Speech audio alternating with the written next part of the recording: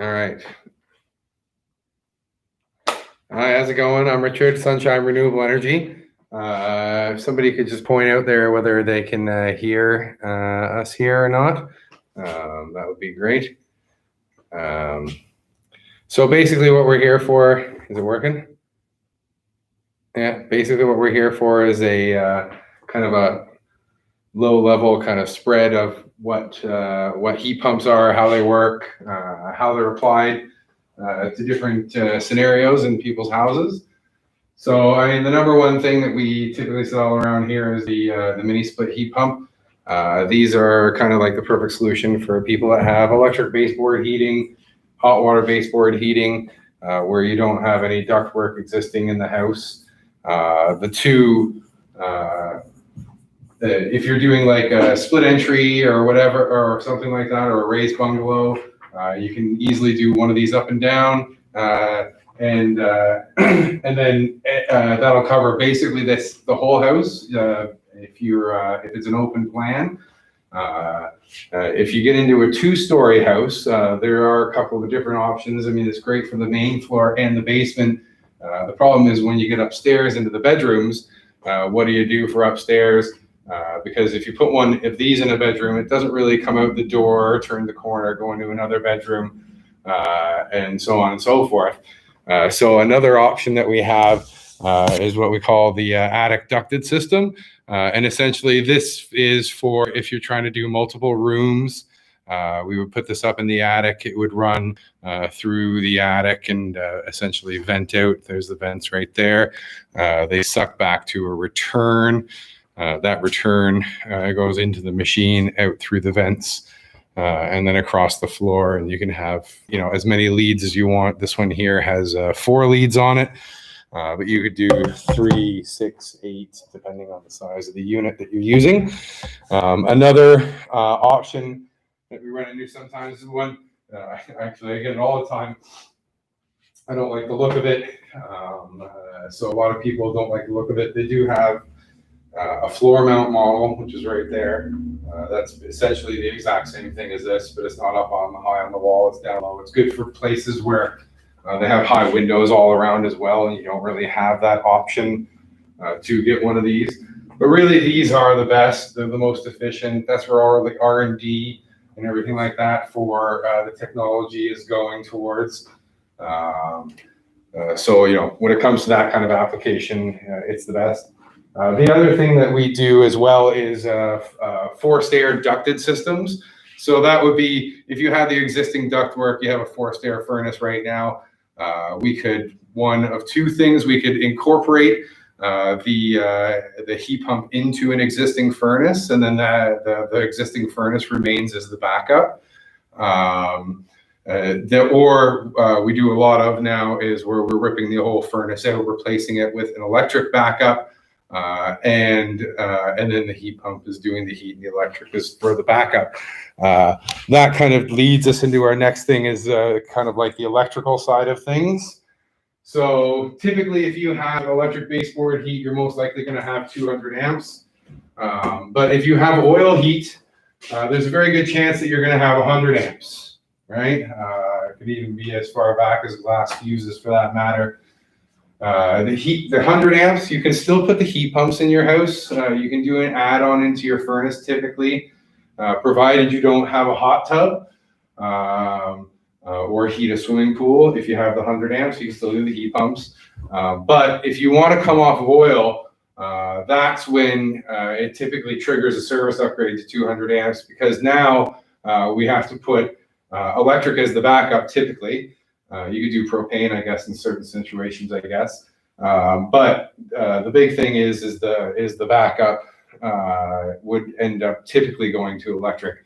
That triggers the 200 amp service upgrade, because your heat pumps, your hot water, your stove, your dryer, that's all of 100 amps right there. And then with the backup, that takes you over that 100 amp service upgrade, then kind of gets triggered. The other thing that we do a lot of now is the generator panels. So, if you're looking to hook up like your own personal generator, gas generator, we do a lot of those now. We also do the Generac automatic standby generators. Another thing that's kind of coming down the pipe a lot now is electric car charging as well. And then kind of going to another heating source. This is ETS, electric thermal storage. You'll see a lot of this coming out in the future, either this or some sort of storage. Essentially what this does is if you have a heating source, it's kind of like for space, like rooms up to 400 square feet. What this does is allows you to get on Nova Scotia Power's time of day meter. The time of day meter is Monday to Friday from 11 p.m. until 7 a.m. Friday from 11 p.m. until Monday morning at 7 a.m. All your national and provincial holidays, they charge you half price electricity for the whole house. This is beneficial because yes, that becomes half price heating essentially.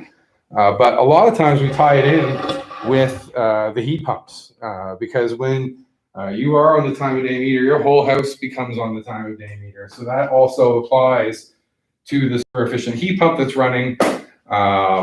You're actually going to get extra benefits and gains because when it's running on half price electricity, it's really, really, really saving money. So kind of come back over here to the outside of a heat pump. So you have your compressor, all right, that feeds your indoor unit. It powers your indoor unit. So from here, you have your disconnect switch on every heat pump. It's an outside switch so that you can kill the power from the outside. And from the heat pump, you have your communication wire that essentially powers the indoor head or indoor unit of whatever kind. You have your supply and your return refrigerant line. And then your drain line is also tied in there as well, typically. All of it goes into a channel. This is called slim duct. It's all paintable. And it can go, anywhere around the house depending on where you're going. As far as mounting these should always be, a certain amount off the ground. Typically, these are 18 inches for a stand. We also do wall brackets that are anchored into the concrete. If you have enough concrete at the base of your house, that is our preferred method actually, because that's never going to subside or tip or tilt or anything like that. And then kind of like the insides of a heat pump. You have your fan that blows through your coil, and what's happening is the air is getting sucked through the coil, pushing out. It's collecting the heat or the cool, depending on what you're asking for, heating or air conditioning, and then that effectively gets run through a compressor, boils the refrigerant. Refrigerant goes up to the evaporator, blows out into the room, and then that's the way it works. It's not actually generating heat. That's why they're so efficient. What it's doing is it's actually taking what heat is existing outside and transferring it inside, and then does the exact reverse in the summertime. What it's doing is it's sucking the heat from inside and pushing it outside, and that's where you get your air conditioning from. Another thing that kind of I like to point out is kind of like machines. So there's a lot of machines out there nowadays. You can buy, very expensive machines. You can buy, average machines. But the big thing is that you really want to research the brand that you're buying. So this is an example of Fujitsu. Fujitsu's our number one seller. This is a old unit we had to replace because there was a fault in it that we couldn't repair. But you can really see when you actually look at it, the difference in quality between A here and then, kind of like your entry level heat pump that you can buy, typically, brands that you've never heard of before, but surprisingly, some brands that you have.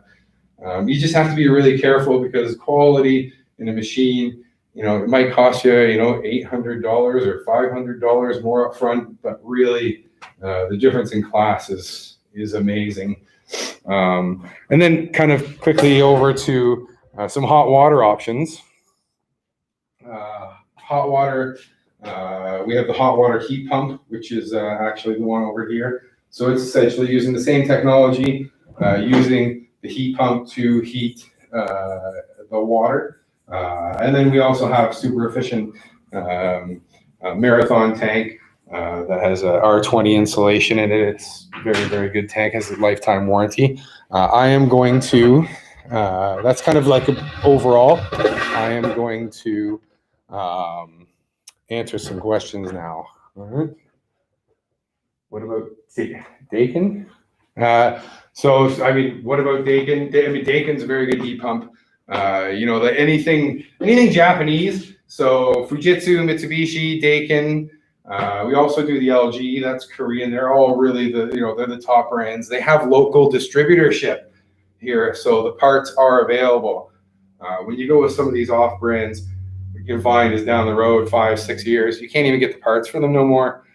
So that becomes a serious problem, obviously.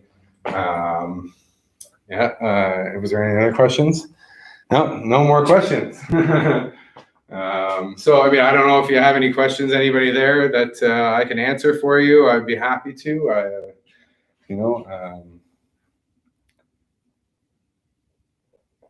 No? All right, we're good.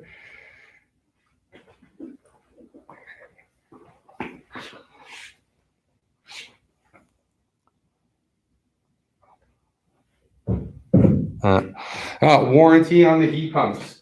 So warranty on the Fujitsu is 12 years parts, 10 years labor. The way that warranty actually works is that the first year you pay nothing. Years 2 to 10, if we have to come out for repair, there's a $149 deductible. But it basically covers absolutely everything. Well, it does cover absolutely everything apart from that deductible, all the way out to year 10. And then another 2 years on all the parts for the machine. So it is that and actually Dakin that somebody mentioned before there. They're the two best warranties in the industry when it comes to this. And then the LG, which we also do, a little bit less expensive, also still a good machine though. That comes with a 10-year parts warranty. It doesn't include any of the labor, but we do a 1-year workmanship guarantee on everything that we do. Let me see what else we got here.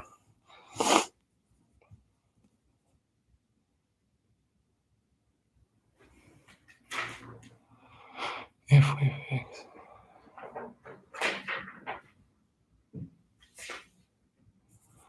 Rebates. Yeah, so there's rebates available from Efficiency Nova Scotia. So for the mini split heat pumps, depending on, of course, whether they're on Efficiency Nova Scotia's list or not, they get $12,000 or $200 per 12,000 BTUs. So 12,000 BTU gets you 224, 36, all the way up. Then they also have ducted heat pump rebates, and those are based at $400 per 12,000 BTUs. So a typical house is going to get like a 3-ton to a 4-ton, and that would you get $400 per ton basically.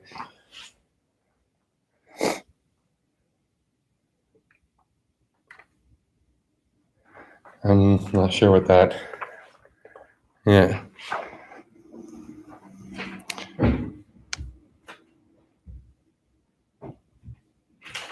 I mean, what can I say about mini splits? I mean, if there's a specific question about mini splits, I can definitely answer that for you. Have hot water baseboard. My concern is this. Okay, so yes, that is a good question. The hot water baseboard, yeah. So when you're doing a hot water baseboard conversion to electric, like let's say your boiler is kind of at the end of its life, or you're replacing your oil tank, and you kind of want to come away from oil, it's not really a huge concern. The electric baseboard side of things, that's really there as a backup to the heat pump. So if something happened to the heat pump, then you would only use your electric baseboard. Nowadays, these heat pumps, they can carry you through basically the entire winter, and you would really not be using your electric baseboards. They're more there for insurance purposes. Yeah.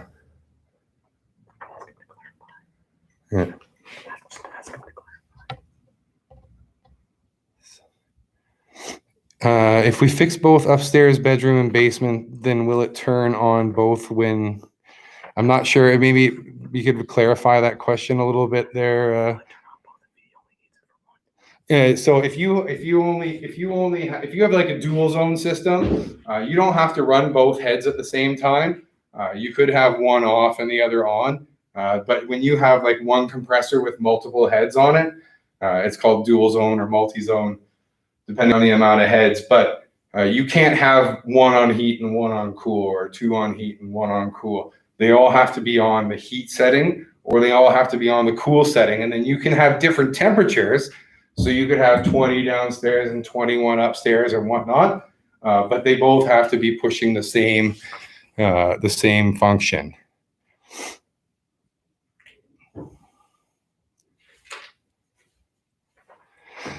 Natural, like to go from electric to natural gas. I don't know.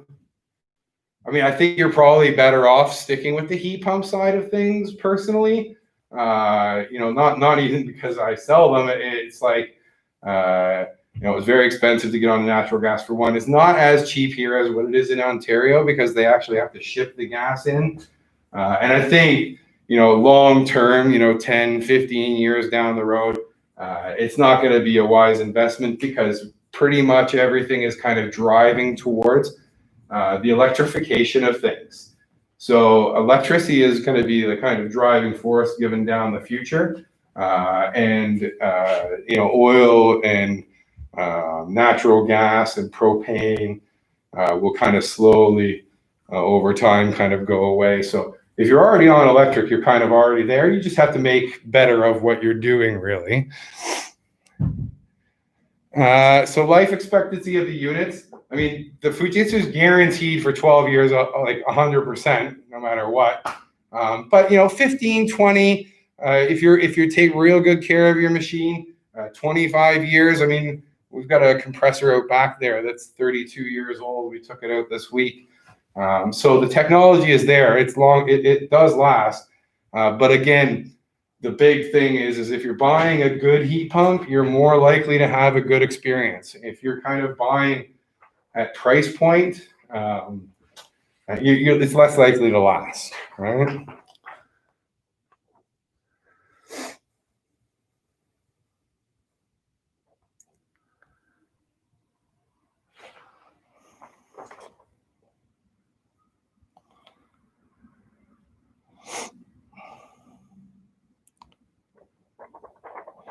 So servicing units, yes, that's a very good question. So inside the house is, that's the inside of a heat pump right there on the inside.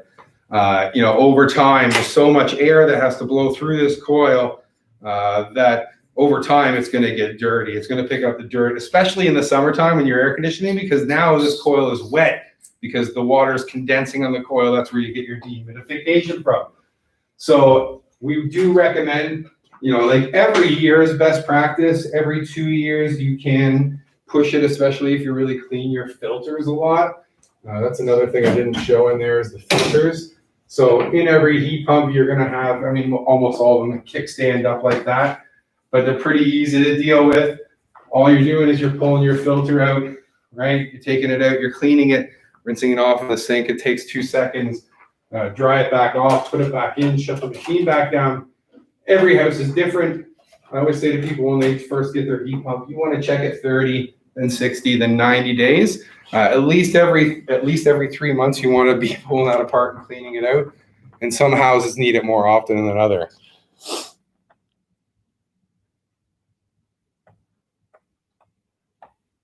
So heat pump literally all the time, right?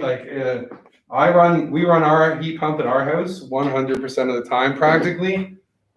Sometimes we will throw it on fan mode in kind of like the shoulder seasons, but really at the end of the day, this thing's pulling a lot of air through it at the same time.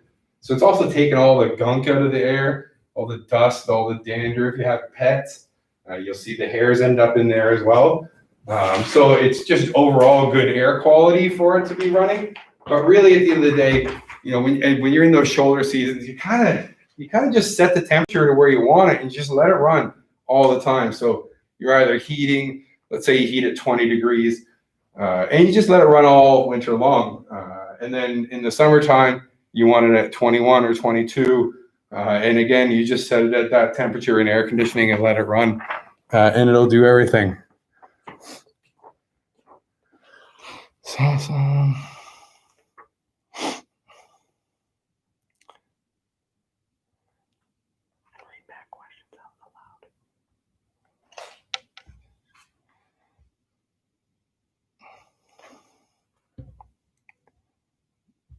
is this?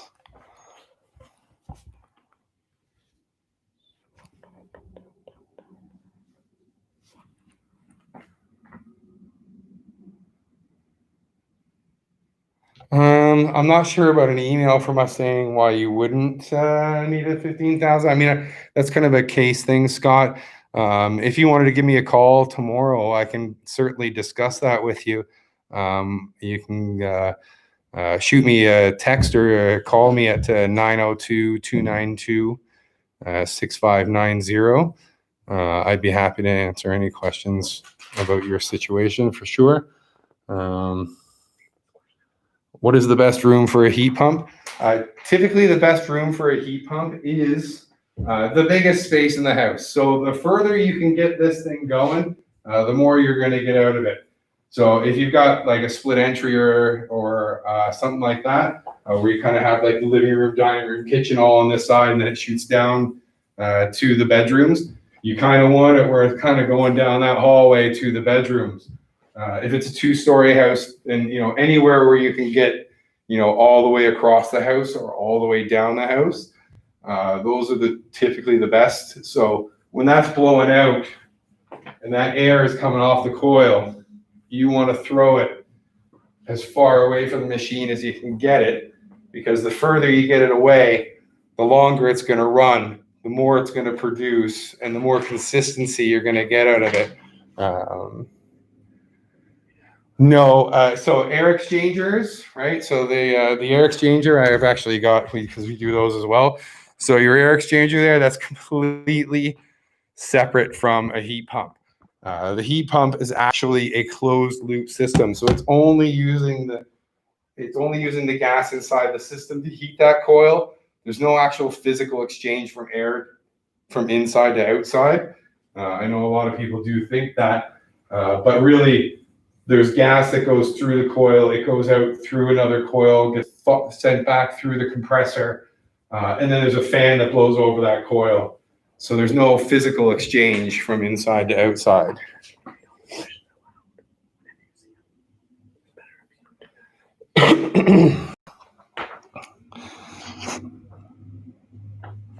So 12,000 BTU heat pump, if you're financing it through Nova Scotia Power, you're probably looking at somewhere around I think it's around $40 a month.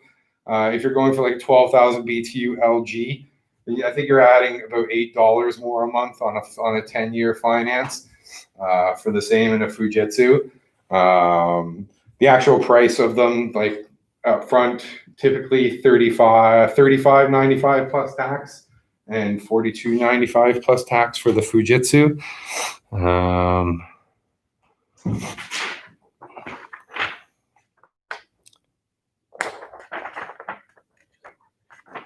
Oh, so single or multi-zone? Like, I am such a fan of the single zones, right? So, in most cases, I will push the single zone hard because really at the end of the day, when you do the comparison on like their efficiency charts, their SEER, their HSPF, their COP, their EER, all of the numbers that you really want to hit, they're going to be 30% higher almost every single time.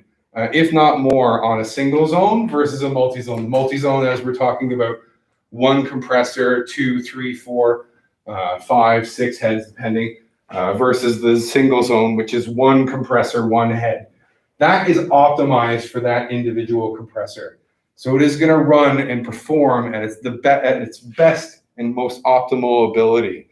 It's going to go down to colder temperatures. It's going to put out more heat at colder temperatures. Traditionally, they break down less.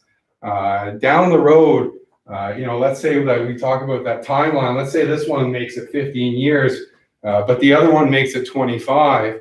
You're only replacing half the system at 15 years versus the whole system if it all died at 15. So there's huge benefits, both short-term and long-term, as to why you would go. The difference in money, like when you're talking like 2 heads, difference is like $800 or $900 when all the dust settles with rebates and everything like that. Can you run a heat pump in ductwork through the whole house? Yes. So if you have existing ductwork, you can do a ducted heat pump. Often in a house, like unless you're doing a major renovation, it's hard to retrofit because we have to climb up through closets and stuff. It can get very expensive. But if you have the existing ductwork, that's great. If it's more of a concern about like hitting like a couple of bedrooms and we have like an attic above that we can do, we also do the attic ducted system. We kind of did go over that a little bit earlier, but that is more for like a top floor of a 2-story house. That's the typical application that we use it there.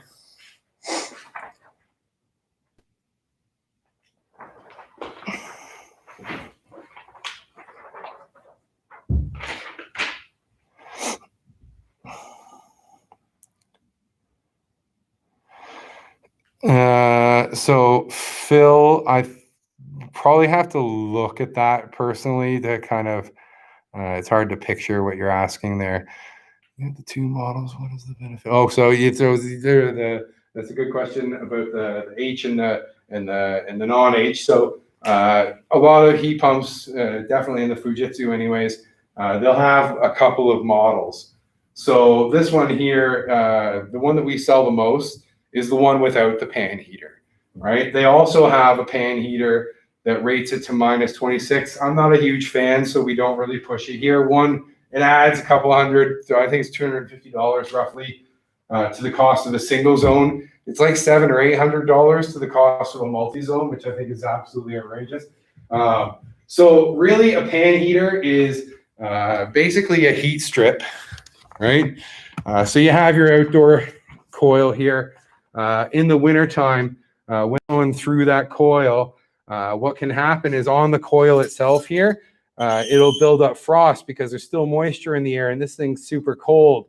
So when that air goes through, the water gets onto the coil, it freezes up, you'll get a frost all the way on the outside. It's designed to do that, and what it's also designed to do is go into what they call a defrost cycle. So essentially what this does, it reverses back into an air conditioner. Now it heats the coil outside to melt any frost out. But if there's enough frost, you'll get like a drip down into the pan, right? So essentially what a pan heater is, they put like a big heat strip that basically runs across the bottom of the base pan, which also uses electricity. But what they've done is they've actually tested the machine at a lower temperature than they would, in fact, say this machine, which doesn't have the pan heater. They're the exact same machine, right? This one has a pan heater, the other one doesn't.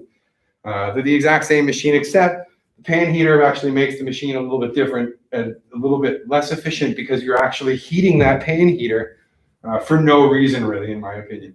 Especially in our climate here, it's not really a necessary thing.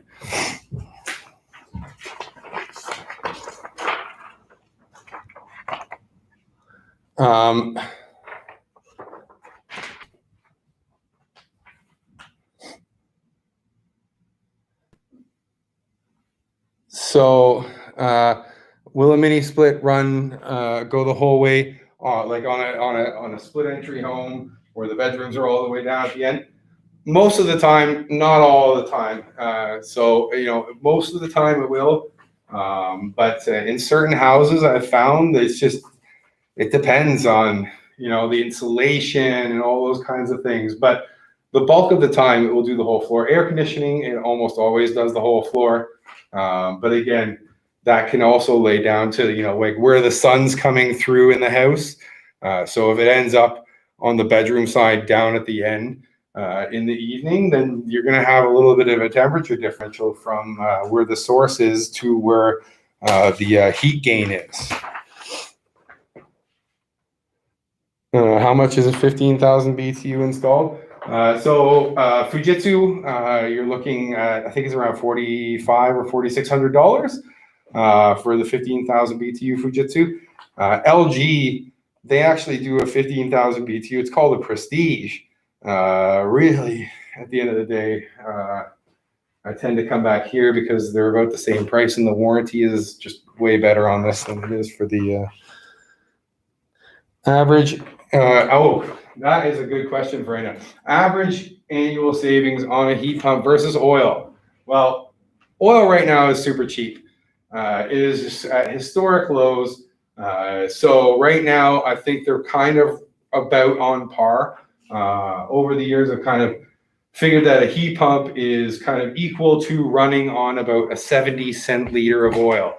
So if you're spending more than 70 cents a liter of oil, you're saving with the heat pump. If you're spending less, you're not saving with the heat pump. The benefit really of the heat pump nowadays versus the oil is often oil heat is going to be hot water baseboard or forced air furnace. They're not really nice heats. Hot water baseboard, very inconsistent, choppy, spotty all over. Heat pump typically way better for that.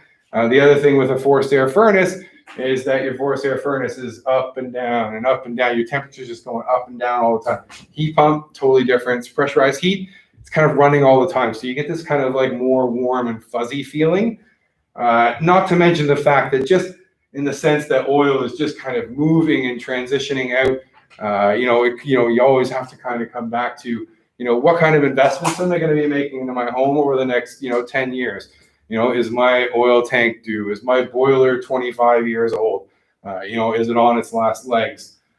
Do I want air conditioning? Because if you have oil, you can, and especially hot water baseboard, you can do this in segments. You can start with the heat pumps and still have the 100 amps, and then eventually change, because we do a lot of that, right? Like we've done, did heat pumps for people like 7-8 years ago, and now they're kind of transitioning from oil, and then we kind of come in and finish them off down the road. But at least they got to enjoy the heat pumps for the time that they had them.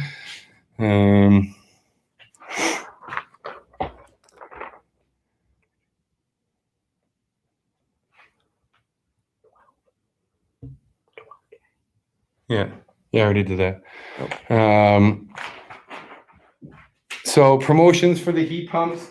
We actually just finished the promotion, but if you attended to this and let us know, we'll give you a couple $100 off, I think, because this is the whole point of running this, is to try and get people through the door.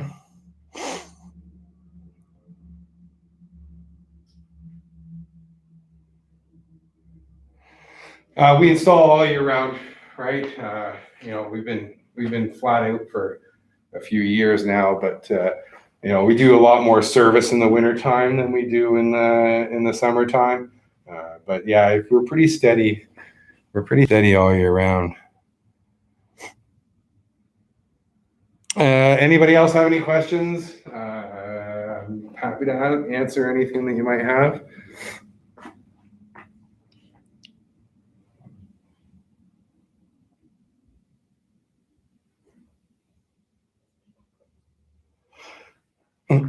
Yeah.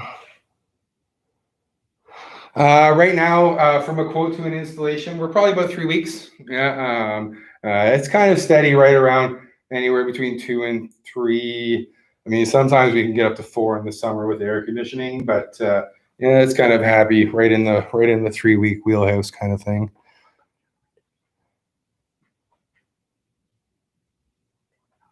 Why did somebody ask? No.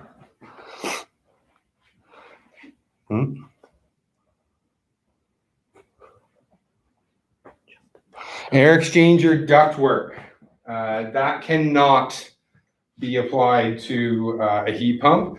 The air exchanger ductwork is very thin. Maybe it might be 5, might be 6 inch, but it's typically all flex, and it can't hold the static pressure necessary to drive the air through the house. Heat pump just uses so much more air. It doesn't really get hot or cold. What it does is it gets warm or cool, but what the fan just keeps on blowing through the coil, and that's what really delivers the heat. But it's more of a buildup over time rather than, with a furnace or an electric baseboard or a hot water. They get really, really hot, like really, really quick, and then they shut off. Right? A heat pump's not like that. It's kind of like, I guess the analogy I kind of come over the years is, you can imagine it's kind of like a city car on the highway versus the city, right? Your furnace is on and off and on and off, and your gas mileage goes way up when you're in the city. But then when you get on the highway, these things have an inverter in them, which is like a transmission almost, and it drops down into its lowest draw and it just kind of cruises through and maintains that temperature. Any supplier delays? No supplier delays really. We did at the beginning of COVID, but that's been long gone.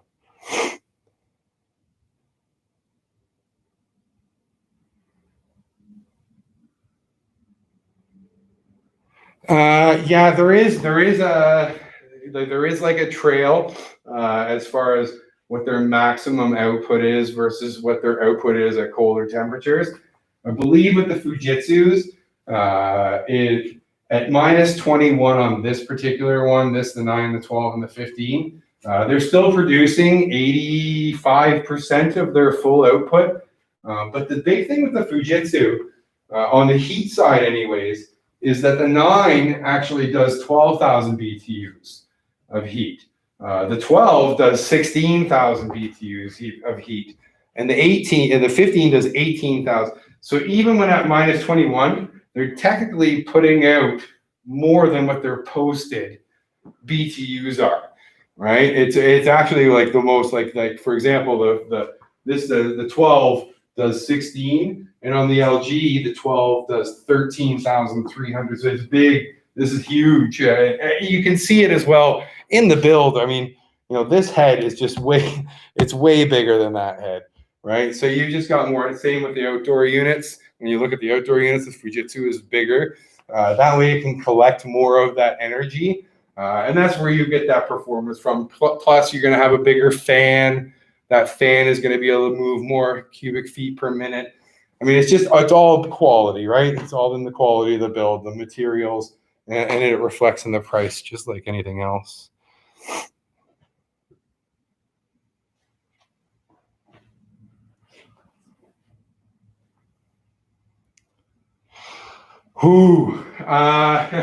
Nobody ever really commits to me. They're still made in Korea, LG. I know it's a massive, massive factory in Korea.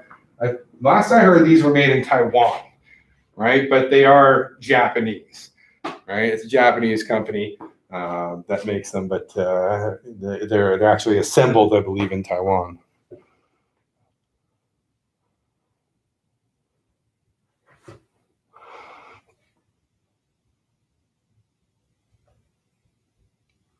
Yes, there is. Yeah. So on the Fujitsu that I know of, definitely. I think they call it away or vacation mode. So you can actually have that run at 10 degrees. I do not believe you can do that with an LG. I think 16 is the lowest that you can go on there. And typically in most heat pumps that I've ever seen, 16 or 17 are the lowest heat settings that you can do. But they have that vacation or away mode that allows you to do that.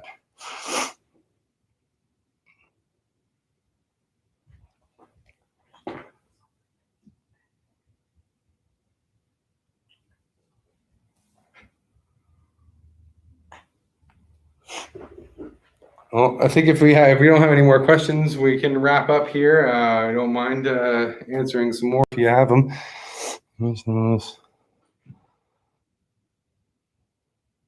Oh, Fujitsu. If you cut me, I bleed Fujitsu. I mean, we built such a good relationship with these guys over the years that, even if something does go wrong, they've got our backs, right? So hands down, if you look at the numbers, this one comes out on, especially in the single zones. The multi-zones, they can get a little bit more competitive. But as far as the numbers go, the Fujitsu, this model, the 9 and 12 and the 15 single zone, it's the best with the best warranty at the best price, really. Because I think Mitsubishi is a little bit more expensive, but also Mitsubishi is really good heat pump too. I can't knock that. So life expectancy, like I said, I've minimum 15 years, right? But really 20, 25 years if you take good care of it and you buy a good heat pump right out of the gate. There's just, they're a solid machine. The technology is not new. It's been around for eons. It's just that it's being applied now for more heating, as it always was considered as a cooling product before. Keep it at a constant temperature, yes, for the most part. You can do a couple of degrees. Like if you want to go to bed at night and you want it to go down to 18, yeah, sure. But what you don't want to do with a heat pump is you don't want to go down like 5 or 6 degrees, like you're 20 here during the day or during the evenings and on the weekends when you're living, and then you go to work and all of a sudden you turn it down to like 15 or 14 degrees. Because what happens is if you come home and it's a really cold day, it can take hours to build up that heat in the room again. It just can't blast that heat out like what a furnace or a baseboard would all at once. It's a build. So what you're doing is you're making the machine work, and then again, like that kind of city car versus highway car analogy is you're best off kind of like letting it go on cruise and just kind of flowing down the hill, right? That is the best way, in my opinion, to use it.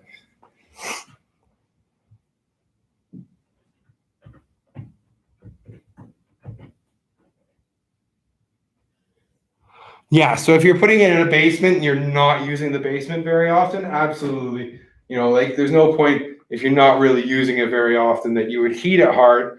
But yeah, you can turn it up as you please there. But like in your main living area where you're kind of typically kind of keeping it at that kind of, that one temperature, or you always want it, at 20 or 21 or 18, whatever you live at.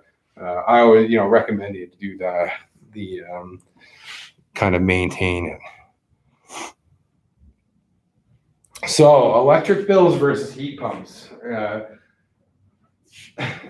So if you're covering whatever square footage you're covering with that heat pump, I say to people roughly you're gonna save 75 cents to $1 for every square foot that you're gonna hit with that heat pump. So every house is different, of course. So if you're on like a split entry and you've got 1,000 square feet of pretty open space, and you're running a good heat pump with a good COP and HSPF and everything like that, 75 cents to $1 easy. You're talking like close to $1,000 a year that you can save versus electric baseboard. I mean, the electric baseboard, heat pump is just do it, right? At least one. Because it's going to pay for itself, literally, especially the one on the main floor. That is the kind of key to the whole house. Because, if it's a 2-story house and you've got, bedrooms up above, a lot of that heat that you make on that main floor can also kind of go up and heat the upstairs as well. It's amazing how much money some people can turn around from just one heat pump. I think the bad stories that you hear or may have heard about heat pumps is, one, people going in and overselling them or overpromising and under delivering. So yeah, I mean, you have more costs go up, the longer it's going to take to return, especially that one on the main floor or the top floor of a split entry or a bungalow or whatever. You're really going to do an amazing job with that one heat pump. Every floor after that, basement would be second, because usually that's the biggest second open space in a house. Bedrooms upstairs or upstairs in a house. It's not really about heating anymore. It's about air conditioning. Heating from the main floor goes upstairs most of the time for most of the winter. You would need some backup up there for some of the winter for sure, but really, I mean, if it can heat both floors for 80% of the winter, you're really killing it, especially versus electric baseboard. And then upstairs on a 2-story house, it's more about air conditioning. So a 12,000 BTU, this is huge ballpark here, but $700 to $800 a year is where you can kind of estimate it's an annual running cost, and that's both air conditioning and heating off of one 12,000 BTU. Now that can go up in a 2-story house where you're going upstairs as well, because it's running longer and putting more heat out. But like 1,000 square feet of space on a 12,000 BTU, it's around $700 or $800 a year for heating and cooling.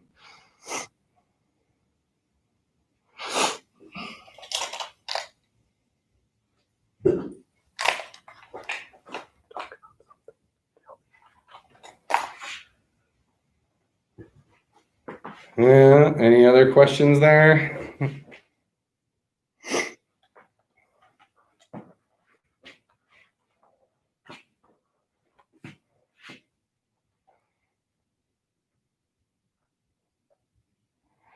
The attic ducted systems, that like I'm a huge fan, right?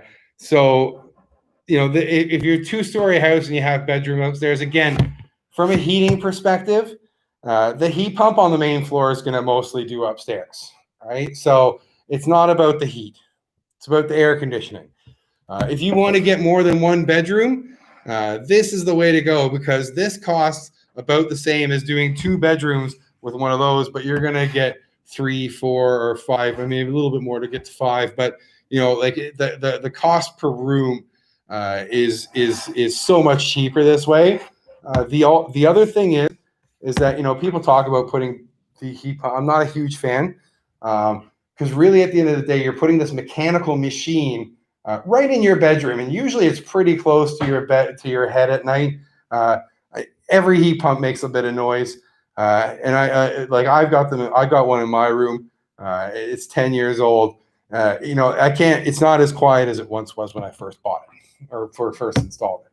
And I could go out and change all the parts on it if I wanted to, and maybe get it back to brand new again. But it's still this is in your attic. It's separated between you and insulation and gyprock. There is so much sound dampening between you and the machine. It will go through, if we have long runs, it will go through insulated, rigid ductwork. Anytime we're coming up to the corners, we will use flex because that's, again, another little bit of sound dampening. These things are whisper quiet. You can't hear them. If you have bedrooms upstairs, you can shut everybody's door at night. There's no problem. It all gets sucked back to the return in the middle. This return here, super easy. This is your filter box as well. I can't reach it, but there's two little tabs there on the corner. You drop it down, you pull the filter out, you put the new filter back in. Drainage, yes, it's going to drain. So right here, it's kind of hard to see. Maybe I'll get a little bit closer here. But you can see the drain line right there. That is going to go from in our office here, that drain line there goes, 50, 60 feet back to the kitchen down there, right? So yeah, it can be done easily. If it's done right, it can be done badly, right? And it can be horrible. But we do these right the way they're supposed to be done. We drain them the way they're supposed to be drained.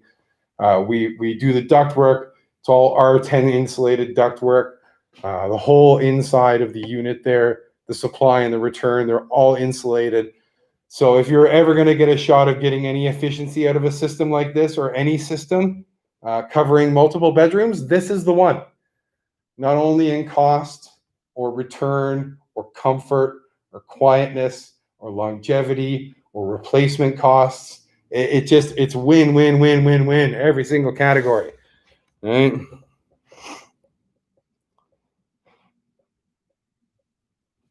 So this attic ducted system in the attic, typically, like this is a 4-lead, so it's an 18,000 BTU 4-lead system. I think it's about $7,400. That's with all the ductwork, the grills, the supply, the return, the plenum, the machine, the installation, the electrical. So it's $3,000 more than just a regular heat pump, but you're getting 4 rooms versus 1, and just a far superior system, in my opinion.